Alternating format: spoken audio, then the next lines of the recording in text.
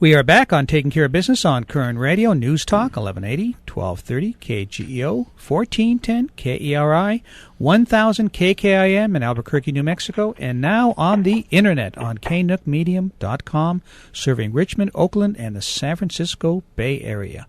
Our guest by phone, an old friend of the program, Congressman John Leboutillier. So, John, I know Clay's sitting here biting at the bit. He's almost biting the microphone. He wants to ask you some questions on health care. Well, okay. I've got a few concerns. You know, it seems like Obama can just decide he's going to change the rules, and nobody seems to be able to stop him, and I don't understand that.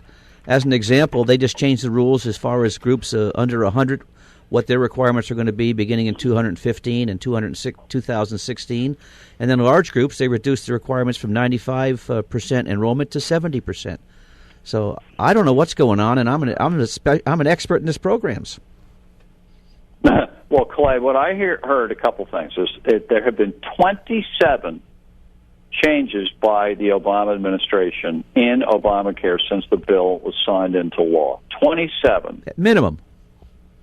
Well, that seems like a lot, and that's a number that I heard. Maybe there are more, but 27 is an awful lot. Now, Charles Krauthammer on the roundtable last night brought up something, and shows my ignorance, even having been in Congress, but I'm not a lawyer, neither is he. But apparently there's precedent when a tax law has been signed into law and has taken effect, the executive branch has a lot of leeway in the implementation of a tax law, more so than in other laws. Now, Obamacare, believe it or not, by our wonderful Supreme Court, has been deemed a tax law, not a penalty. Remember, John Roberts ruled it's not a penalty, it's a tax. Right. Therefore, he looked at it as Obamacare as a tax law. And therefore, maybe that's the opening the administration is using to make all these changes. Whatever the reason is, it's clear that the law is not working, and that's why they have to keep making the changes. And I have a suspicion that Obamacare is closer to implosion than we know. I think you're right. And the more the administration denies it, the more I'm quite certain that it is. And there is talk of a massive taxpayer-paid bailout to the insurance companies to forestall this implosion, especially before the November elections this year. Right. So I think it's the number one issue. Then they extended some rules yesterday or this past week to take us into 2016. Make sure we get past the election.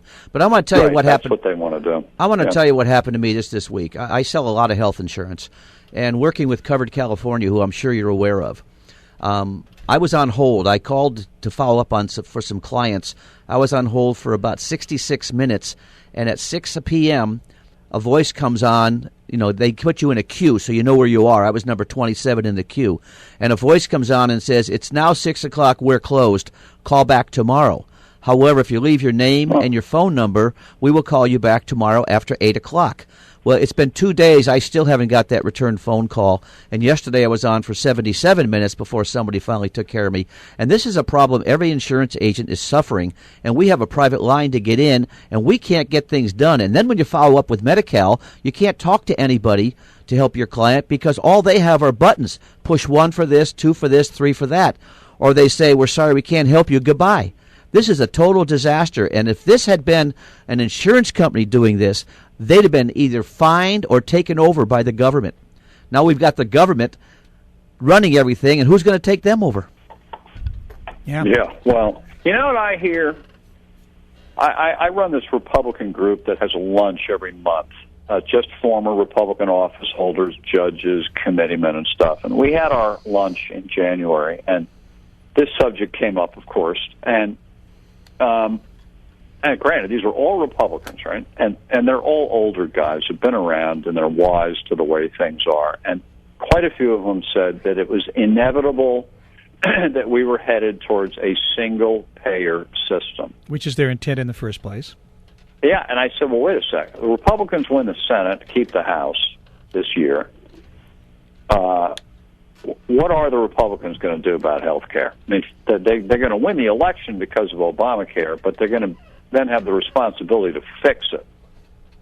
And I'd like someone to tell me what we're going to do that's going to fix this mess. And this group of Republicans at lunch said, here's what's going to happen. It will be inevitable that the only solution is what you just said, Marty, what the Democrats designed it to do, to move us towards a single payer, which, for those listeners who don't know what that is, in effect, it's Medicare for everybody. Government-run health care for everybody. Problem is, who's going to pay for it? Exactly. I mean, Medicare is going broke now. If we put 200 million more people into it, it's going to bankrupt the country overnight. Or the healthcare system will be so bad, like it is in Europe for many people. I mean, this is just a disaster, this thing. Yeah. Our guest by phone, former Congressman John Leboutillier. You know, John, I think without a bailout to the insurance companies, we're going to force several companies to go out of business, and we're going to have a single payer without even wanting it. Well, but again, that's the intent. You know, John, I went to that one of the same meetings that Clay went to. I'm also in the insurance business, and they started out the meeting with a statement that I almost fell off the chair because I'm surprised nobody's picked up on it. But the guy started out by saying, "We have lost tens of thousands of applications with checks." Lost them. Yeah, lost them with checks. I mean, it's like, can you imagine an insurance company saying that? Well, but then they blame the insurance companies for that when it's actually covered California in this state that have lost them. Sure, but they've lost tens of thousands. You know, and nobody in the media has picked up on it. The only people I ever hear talking about it is Clay and I. So it's amazing. So But anyways, well, I think this is the thing. Now, back to elections for a minute. We are 8 months away from November approximately, and this issue continues to deteriorate, like we talked about. And then there's other little things that you keep hearing about, like the American Enterprise Institute came out with this prediction that in the month of October of 2014, a month before the election, 50 million or more Americans are going to get a letter in the mail announcing that their health insurance that they've gotten through a small business has been canceled. And what is that going to do politically to Democrats running for re-election when, you know, tens of thousands of people in every district, hundreds of thousands in every state, a month before the election, get the heave-ho? It's incredible. Well, that's a problem. That's one of the reasons they're pushing back some of the legislation. But I think what will happen will be like when Obama got elected and we had that big storm in New Jersey. They're going to pass immigration, which is going to put everybody thinking about that, and re-elect the Democrats back to run the Senate. That's my prediction. Well, wait a second. Who's going to pass immigration? The Republicans run the House of Representatives. They're not passing it. I don't know. I have a pen and a phone.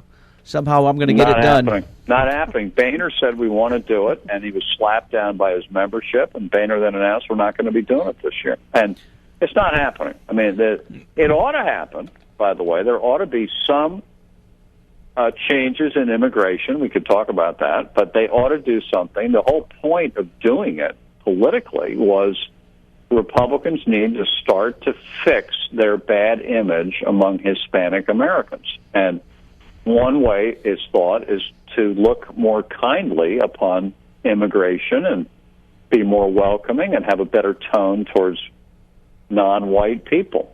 And when this was brought up by the leadership in the House 2 weeks ago at their retreat in Maryland, they were slapped down by the membership, told we're not doing it. You know, it ain't happening. Yeah, you know, John, it's interesting. I mean, I remember you were in office at the time when Reagan did it, and it didn't seem to help Republicans at the time, did it? Actually, I was already gone. Oh, okay. Yeah, that was 86, Simpson Mazzoli, Alan Simpson of Simpson Bowles, same Simpson. Yep, Wyoming. And Congressman Mazzoli, and Reagan did sign it, gave amnesty to 3 million people. Now we're up to about 20 million illegal people in this country, not the 11 million they try to trump. It's about 20 million.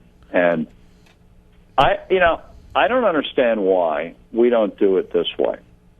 Get the security of the southern border as best we can get it, number one. That comes first.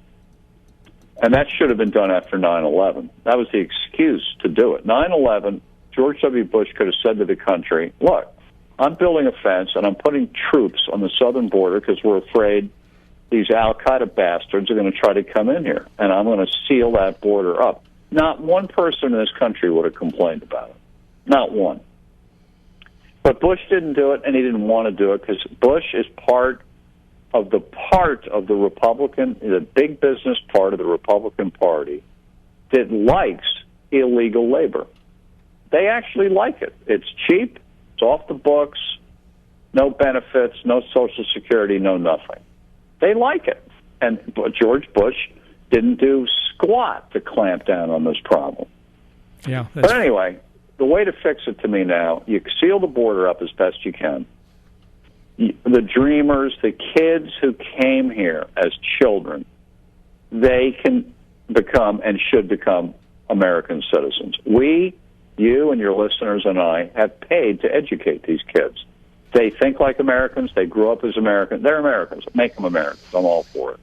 The issue then are the adults who were adults when they broke the law to come into this country.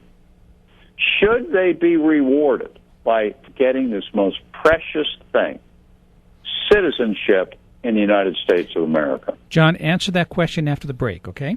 Okay. We'll be back in a moment on Taking Care of Business on Koerner Radio News Talk 1180.